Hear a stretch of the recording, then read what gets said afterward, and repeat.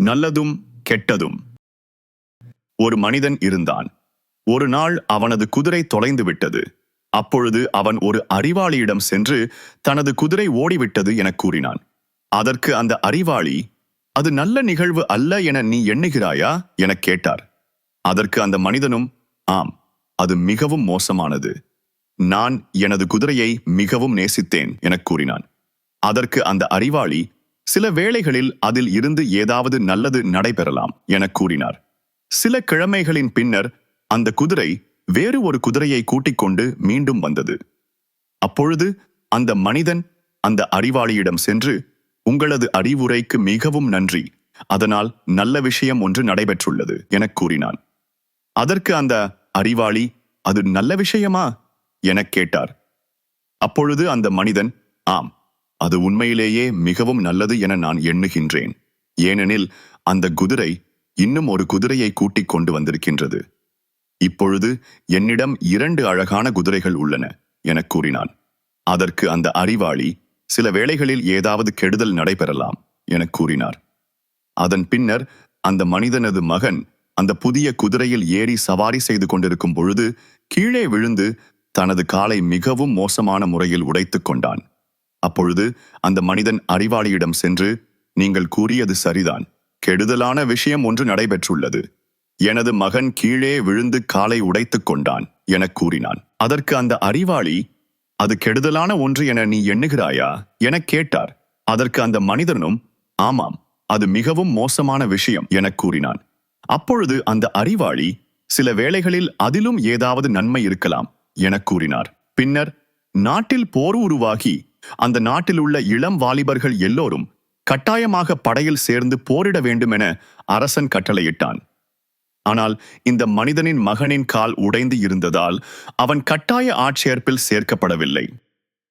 எல்லாமே மாறுகின்றன. எல்லாம் நன்றாக உள்ளது என நீங்கள் எண்ணினால் சிறிது பொறுத்திருங்கள், அவை மாறும். எல்லாம் மோசமாக உள்ளன என நீங்கள் எண்ணினால் சிறிது பொறுத்திருங்கள், அவை மாறும். நீங்கள் மாறுகிறீர்கள். மனம் மாறுகின்றது. எண்ணங்கள் மாறுகின்றன. கருத்துக்கள் மாறுகின்றன. உலகம் மாறுகின்றது. எல்லாமே மாறுகின்றன. ஒரு விடயம் மாறுவதில்லை. அதுதான் இந்த மூச்சு வந்து போறது. அது வருகின்றது, அது போகின்றது, அது வருகின்றது, அது போகின்றது.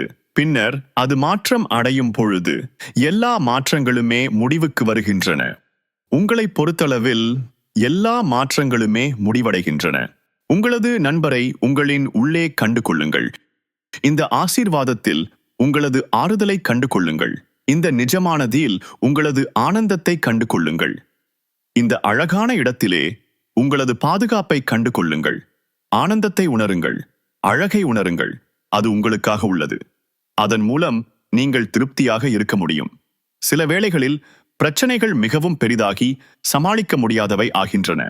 அப்பொழுது நீங்கள் உங்களிடம் உள்ளதென எண்ணிய வலிமைகள் எல்லாம் மறைந்து போய் விடுகின்றன. அந்த அலைகள் மிகவும் பெரிதாக உள்ளன. அந்த படகு மிகவும் சிறிதாக உள்ளது. உங்களால் என்ன செய்ய முடியும்? அது ஒரு இன்பகரமான பயணமாக இருக்காது. நீங்கள் முன்னோக்கி சென்றாலும் சரி, பின்னோக்கி சென்றாலும் சரி, அந்த அலைகள் மாறாது உள்ளன. உங்களது வாழ்க்கை படகு எங்கே நங்கூரமிடப்பட்டுள்ளது? நீங்கள் எவ்வாறான முன்னெச்சரிக்கை நடவடிக்கைகளை எடுத்துள்ளீர்கள்? அதுதான் அந்த கேள்வி. அலைகளின் உயரம் உங்களது கட்டுப்பாட்டில் இல்லை. ஆனால் அதற்கான முன்னெச்சரிக்கை நடவடிக்கைகள் எடுப்பது உங்களது கட்டுப்பாட்டில் உள்ளது. நீங்கள் இந்த கடலில் நங்கூரம் இடுவதற்கு ஒரு வழியை கண்டு கொண்டீர்கள் என்றால், இந்த மூச்சிலே நங்கூரம் இடுவதற்கான ஒரு வழியை கண்டு கொண்டீர்கள் என்றால், நீங்கள் ஒழுங்கான, சரியான முன்னெச்சரிக்கை நடவடிக்கைகளை எடுத்து உள்ளீர்கள் என்பதாகும். இந்த மூச்சிலே உங்களது வீட்டை கண்டு கொள்ளுங்கள். இந்த மூச்சிலே உங்களது நங்கூரத்தை கண்டு கொள்ளுங்கள். இந்த மூச்சிலே உங்களது நிஜத்தை கண்டு கொள்ளுங்கள். உங்களது வாழ்விலே புயல்கள் ஏற்படுமா? நிச்சயமாக. குழப்பங்கள் உங்களது கதவை வந்து தட்டுமா? நிச்சயமாக. உங்களது கட்டுப்பாட்டில் இல்லாத மோதல் நிறைந்த சூழ்நிலைகள் உங்களுக்கு ஏற்படுமா? நிச்சயமாக. பாருங்கள், அது எவ்வளவு மோசமாக இருக்க முடியும் என்பதனை நான் குறைத்து மதிப்பிடவில்லை. ஆனால் ஒன்றை நினைவில் வைத்துக் கொள்ளுங்கள். அந்த மிகவும் பயங்கரமான புயல் உங்களை சூழும் வேளையிலும், குழப்பங்கள் நடைபெறும் வேளையிலும், அந்த இரவு எவ்வளவு இருளாக இருக்க முடியுமோ அவ்வளவு இருளாக இருக்கும் பொழுதும் ஒரு விளக்கு உங்களின் உள்ளே சுடர்விட்டு எரிந்து கொண்டிருக்கின்றது. எல்லாமே எவ்வளவு மோசமாக இருக்க முடியுமோ அவ்வளவு மோசமாக இருக்கும் பொழுதும் உங்களின் உள்ளே இந்த மூச்சு வந்து போய்க் கொண்டிருக்கும் வரை உங்களுக்கு அந்த தெய்வீகத்தின் தோழமை இருக்கும். புயல்கள் உங்களை நலிவடைந்தவராக உணரச் செய்யும் பொழுதும் உங்கள் உள்ளே மிகப்பெரிய பலம் உள்ளது என்பதனை அறிந்து கொள்ளுங்கள். இந்த ஒவ்வொரு மூச்சுக்கும் நன்றி உள்ளவராக இருங்கள். உங்களது படகை காலத்திற்கு அப்பாற்பட்டதுடன் இணைத்து விடுங்கள். அப்பொழுது உங்களது படகு பாதுகாப்பாக இருக்கும். உங்களது படகை மாறுகின்ற விஷயங்களுடன் கட்டி வைத்தால் அந்த படகு சுக்கு நூறாக உடைந்துவிடும். உள்ளம் நிரம்பி இருக்கும் பொழுது இந்த வாழ்க்கை அற்புதமானதாக இருக்கும். உள்ளத்திற்கு அந்த நாள் காப்பாற்றப்பட்டு விட்டது. ஒரு வாழ்க்கை சரி செய்யப்பட்டு விட்டது. உங்களிடம் உள்ள ஆற்றல் புரிந்து கொள்வதற்கான ஆற்றலாகும். காலத்திற்கு அப்பாற்பட்டதனை புரிந்து கொள்ளுங்கள். உங்களது இந்த வாழ்க்கையை புரிந்து கொள்ளுங்கள். ஆனந்தத்தை புரிந்து கொள்ளுங்கள். ஒரு மனிதனாக இருப்பது என்றால் என்ன என்பதனை புரிந்து கொள்ளுங்கள். அத்துடன் தினமும் உங்களது உள்ளம் நிரம்பி இருப்பதற்கான சாத்தியத்திற்கு விழித்தெழுங்கள். உங்களின் உள்ளே நடனமாடும் அந்த பூரணத்துவத்துடன் எவ்வாறு தொடர்பு கொள்வது என்பதனை அறிந்து கொள்ளுங்கள். அப்பொழுதுதான் நீங்கள் காலத்திற்கு அப்பாற்பட்ட மூச்சை புரிந்து கொள்ள ஆரம்பிப்பீர்கள். ஒரு கணமே போதுமானதாகும். உங்களுக்கு ஒரு வாழ்க்கையே கொடுக்கப்பட்டிருக்கிறது.